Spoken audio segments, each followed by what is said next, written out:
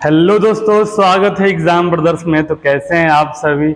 आज मैं आप लोगों के लिए लेकर आ गया हूं क्लास 12 के मैथ्स का एक ऐसा टॉपिक जिस टॉपिक से आपके एग्जाम में हर बार क्वेश्चन देखने को मिलता है दोस्तों। जी हाँ दोस्तों, आज का हमारा टॉपिक है तृतीय कोटि के अवयव का सारणिक। तो तृतीय कोटि के अवयव का सारणिक का विस्तार कैसे होता है, इसका हम मान कैसे निकालते हैं बाबू, इसी के बारे में मैं आज आपको बताने वाला हूँ। आइए शुरू करते हैं बिना किसी देरी के। कॉपी और पेन निकाल लीजिए बाबू, और आज का हेडिंग दे दो आप लोग, तृतीय कोटि के अवयव का सारणिक। इसके पहले वाले लेक्चर में मैंने आपको बताया है कि प्रथम कोटि के अवयव का सारणिक क्या होता है और द्वितीय कोटि के अवयव का सारणिक क्या होता है, और उस पर कुछ मैंने आपको इम्पोर्टेंट क्वेश्चन भी कराए हैं दोस्तों। अगर आपने वो वीडियो नहीं देखा है तो जाकर उस वीडियो को जरूर देखिए। चलिए शुरू करते हैं बिना किसी देरी के। हमारे सामने ये एक अवयव है जिसमें आप देख सकते हैं कि 3 पंक्तियां हैं और 3 क्या है, स्तंभ है बाबू। 3 पंक्ति और 3 स्तंभ, यानी यहाँ पर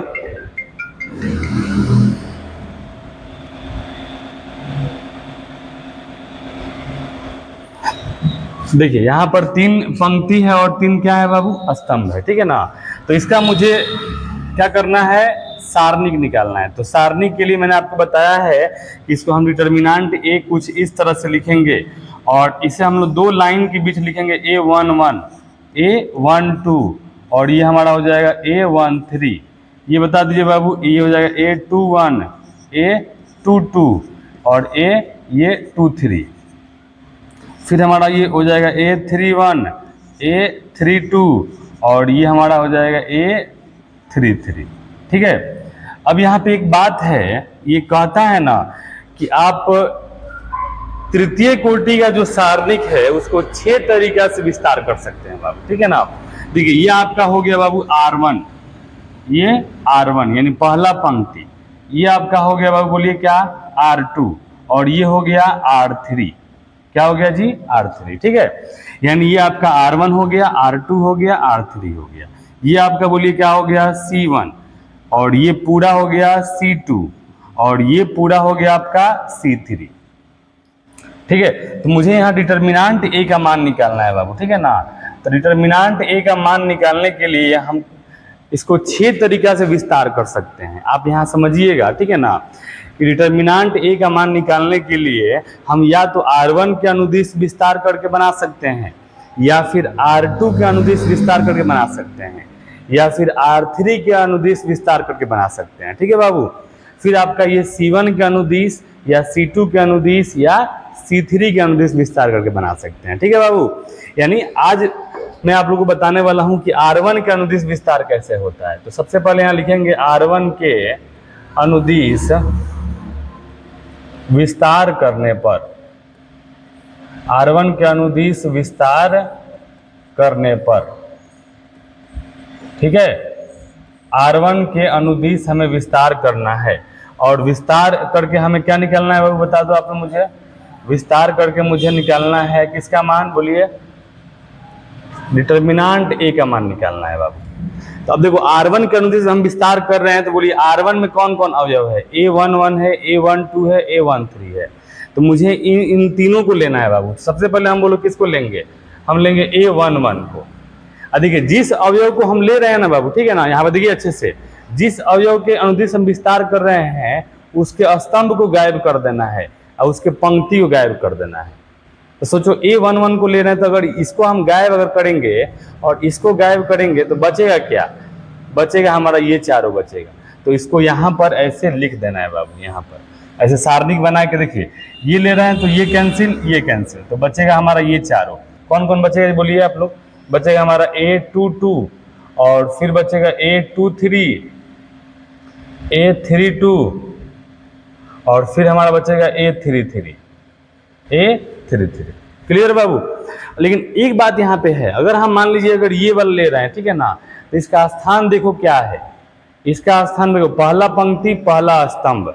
तो पहला पंक्ति पहला स्तंभ, अगर जो दोनों को जोड़कर अगर सम संख्या आ रहा है तो उसके आगे प्लस रहेगा, और दोनों को जोड़ के अगर विषम संख्या आ रहा है तो क्या रहेगा, माइनस रहेगा।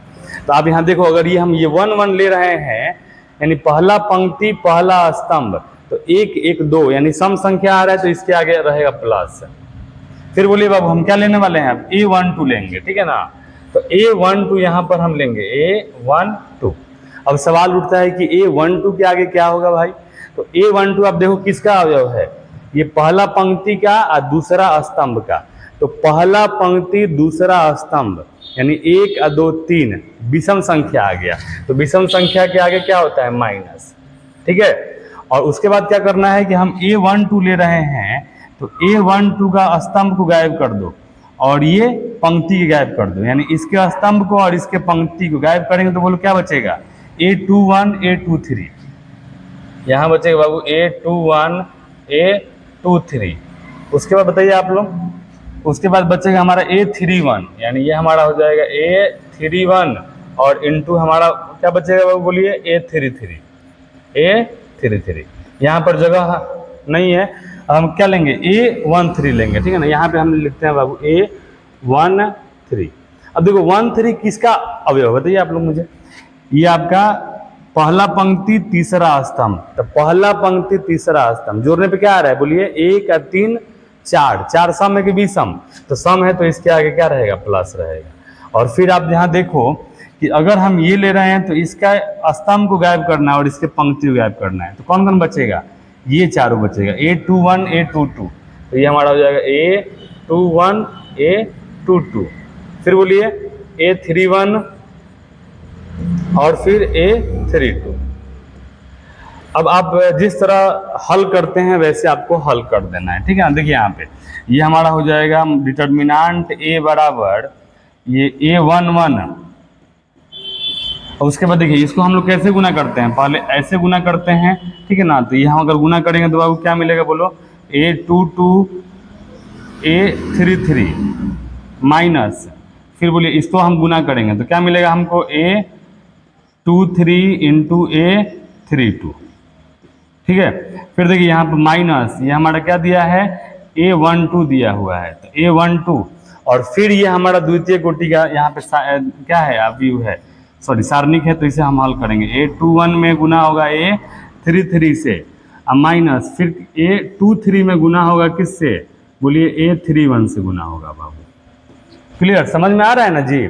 फिर यहाँ पे हम यहाँ लिखेंगे प्लस, क्या लिखेंगे बोलिए A13 और फिर इसको हम ऐसे गुना करेंगे A21 में गुना होगा A32 से और माइनस फिर हम लिखेंगे A22 और फिर लिखेंगे A31 और इसको अगर हम हल करेंगे तो हमें क्या मिल जाएगा, आंसर मिल जाएगा बाबू। क्लियर, यानी कहने का मतलब ये है कि ऐसे आप क्या कर सकते हैं, विस्तार करके सारणी का मान निकाल सकते हैं। अगर आप मान लो R2 का अनुदिश विस्तार कर रहे हैं बाबू, ठीक है ना, तो R2 का अनुदिश वैसे ही विस्तार होगा, ठीक है ना। अवयव लेना है और फिर उसका देखना है कि उसका स्थान क्या है, किस पंक्ति और किस स्तंभ में है। अगर पंक्ति और स्तंभों की संख्या को जोड़ने के बाद अगर सम संख्या आ रहा है तो उसके आगे प्लस देना है, और पंक्ति और स्तंभों की संख्या को जोड़ने के बाद अगर विषम संख्या आ रहा है तो उसे वहां पर उसके आगे माइनस देना है। और जिस भी अवयव को हम ले रहे हैं बाबू, ठीक है ना, यानी मान लीजिए अगर हम इस अवयव को ले रहे हैं, इस अवयव को, ठीक है, तो इसके स्तंभ को गायब कर देना है और इसके पंक्ति को गायब कर देना है, और जो बच रहा है उसको क्या करना है, ऐसे अवयव बना के लिख देना है और फिर उसको गुना करके हमारा आंसर आ जाएगा। क्लियर है बाबू। चलिए एक क्वेश्चन यहाँ लेते हैं और इसको हम लोग करके देखते हैं। देखिए हमारे सामने ये क्वेश्चन एक दिया हुआ है, ठीक है, और इसका हमें डिटर्मिनेंट निकालना है। चलो डिटर्मिनेंट A बराबर 1 2 3 4 5 6 7 8 9, ठीक है। इसको हम विस्तार करते हैं किसके अनुदिश, R1 के अनुदिश, ठीक है। देखो यहाँ पे लिखेंगे हम लोग R1 के अनुदिश विस्तार करने पर, R1 के अनुदिश विस्तार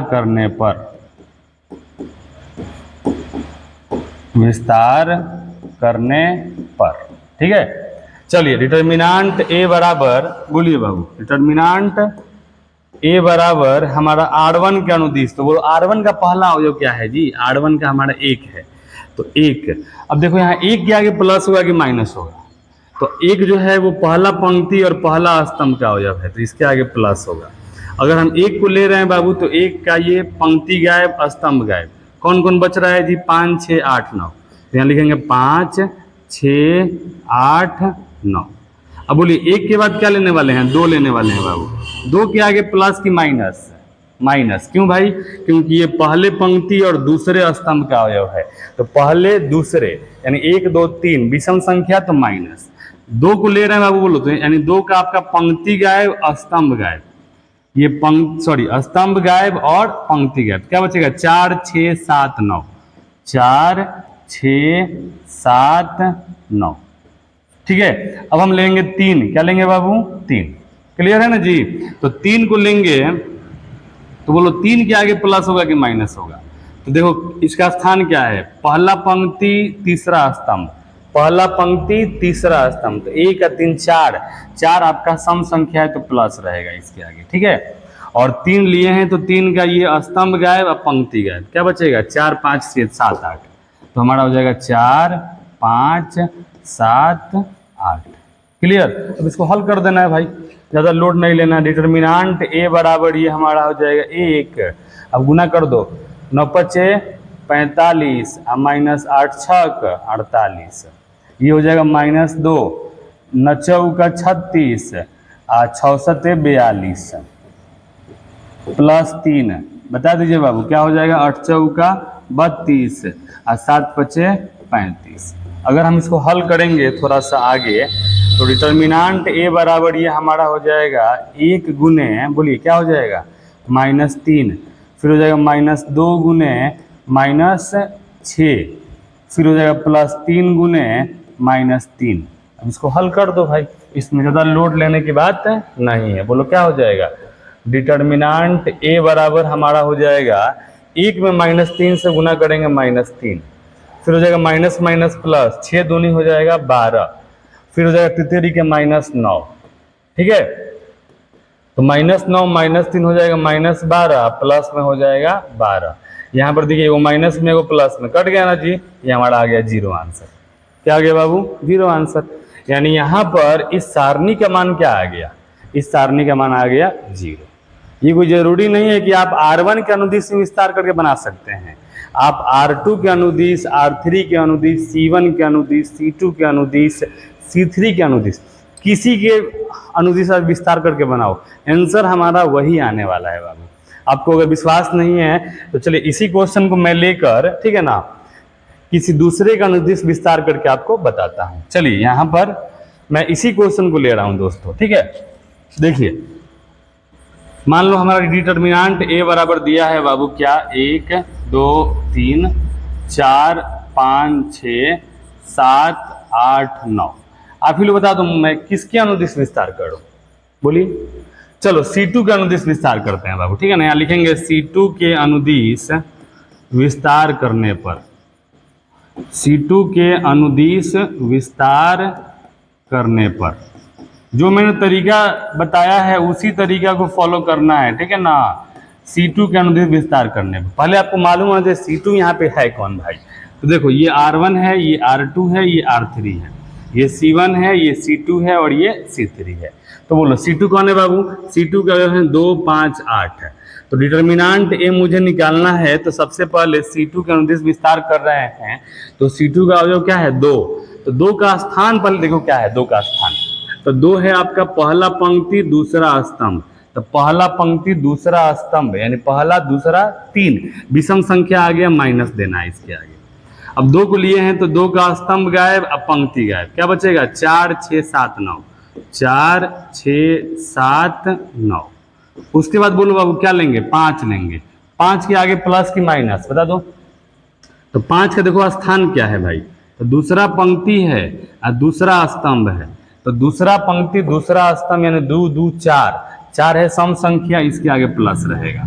और 5 को ले रहे हैं बाबू तो 5 का स्तंभ गायब अब पंक्ति गायब। तो क्या बचेगा? देखो आप लोग, स्तंभ गायब अब पंक्ति गायब।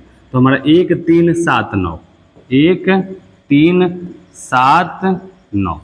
क्लियर है जी? समझ में आ रहा है ना? चलिए अब लेने वाले हैं बाबू 8। 8 का पहले बोलो स्थान क्या है? तो 8 है तीसरा पंक्ति दूसरा स्तंभ। 8 हमारा तीसरा पंक्ति ये भाई क्या बोल रहे हैं, तीसरा पंक्ति दूसरा स्तंभ, तो 3 2 5, 5 विषम संख्या है तो माइनस रहेगा, क्लियर है। उसके बाद 8 ले रहे हैं तो 8 का ये क्या होगा बोलिए, 8 का ये पंक्ति गायब और स्तंभ गायब, तो क्या बचेगा, पंक्ति गायब स्तंभ गायब, तो 1 3 4 6, 1 3 4 6, ठीक है। थोड़ा सा इसको समझ के और प्रैक्टिस करने की आवश्यकता है बाबू, एकदम बहुत आसान है, समझ में आ जाएगा, ये उतना भारी है नहीं। डिटर्मिनांट a बराबर -2 और नचऊ का 36 और 7 6 42 प्लस 5, द्वितीय कोटि का आपको आता है ना जी, बोलिए हमारा 1 9 9 हो जाएगा और 17 के 21 हो जाएगा, ये -8 और फिर हो जाएगा 1 6 6 और 4 3 12। अब इसको हल कर दो, डिटर्मिनांट a बराबर ये हमारा हो जाएगा -2 गुने 42 में से 36 जाएगा -6 प्लस 5 गुने 21 में से 9 जाएगा, क्या बचेगा जी, 21 में से 9 बचेगा, 9 जाएगा तो हमारा लगता है होगा 12, -12, ये हो जाएगा -8 गुने 12 में से 6 जाएगा, हो जाएगा -6, ठीक है। चलिए इसको हल करते हैं। डिटर्मिनांट a बराबर क्या हो जाएगा, 6 दूनी 12 प्लस माइनस माइनस 12 पचे 60 और ये हमारा हो जाएगा क्या, माइनस माइनस प्लस 8 छक 48। अगर हम इसको हल करेंगे तो 48 12 हो जाएगा 60 और माइनस 60 में से 60 गया 0, आ गया ना बाबू 0। तो जैसा कि आप यहाँ देख सकते हैं कि R1 के अनुदिश हमने विस्तार किया था, तब भी हमारा आंसर कितना आया बाबू, 0 आया, क्या आया 0। और इसको हमने किसके C2 के अनुदिश विस्तार किया, तब भी हमारा कितना आया, 0 आया, ठीक है दोस्तों। तो जैसा कि आप यहाँ देख सकते हैं कि आप किसी के भी अनुदिश विस्तार करो, ठीक है ना, किसी के भी अनुदिश विस्तार करो हमारा आंसर वही आने वाला है। थोड़ा सा आपको क्या ध्यान दे देना है कि जिसके अनुदिश हम विस्तार कर रहे हैं ना, उसके अवयव को हम ले रहे हैं तो उसका स्थान क्या है, किस पंक्ति में है और किस स्तंभ में है। अगर उस पंक्ति और स्तंभों की संख्या जोड़ने पर अगर सम संख्या आ रहा है तो उसके आगे क्या करना है, प्लस देना है बाबू। अगर उसके पंक्तियों और स्तंभों की संख्या क्या आ रहा है, विषम संख्या आ रहा है, तो उसके आगे माइनस देना है। और फिर उसके बाद क्या करना है कि अगर हम जिस पंक्ति या जिस स्तंभ के अवयवों को ले रहे हैं, उसके पंक्ति और स्तंभ को हटाने के बाद जो बच रहा है उस अवयव को हमें वहां लिखना है, और फिर अंत में हल करके हमारा क्या हो जाएगा, सारणी का मान आ जाएगा। मुझे उम्मीद है आपको ये टॉपिक समझ में आया होगा। तो अगर आपके बुक में अगर ऐसे क्वेश्चन दिए गए हैं तो आप जरूर उसको करिएगा, क्योंकि मैथ्स जो है दोस्तों प्रैक्टिस का सब्जेक्ट है। जब तक आप प्रैक्टिस नहीं करेंगे मैथ आपके लिए आसान नहीं होने वाला है। तो मुझे उम्मीद है आपको ये समझ में आया होगा। थैंक यू, धन्यवाद।